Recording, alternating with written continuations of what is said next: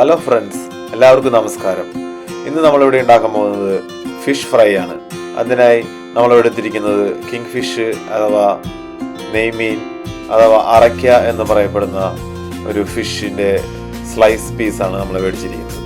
So അതിലേക്ക് നമുക്ക് ആവശ്യമായിട്ടുള്ള മല്ലിപ്പൊടി, അതുപോലെ കുറച്ച് മഞ്ഞൾപ്പൊടി, കുറച്ച് മുളക് പൊടി, കുറച്ച് ഗരം മസാല, കുറച്ച് കുരുമുളക് പൊടി, അതെല്ലാം ആഡ് ചെയ്ത് നമ്മൾ നന്നായി മിക്സ് ചെയ്ത് കുറച്ച് നേരം ഫ്രിഡ്ജിൽ വയ്ക്കുക. അപ്പോൾ അതിലേക്ക് നല്ല ഉപ്പൊക്കെ പിടിച്ച് നല്ല ഇതായിരിക്കും. പിന്നെ അതിനുശേഷം നമ്മളൊരു ഫ്രൈ പാനിൽ കുറച്ച് വെളിച്ചെണ്ണ ഒഴിച്ച് ഫ്രൈ ചെയ്തെടുക്കുക.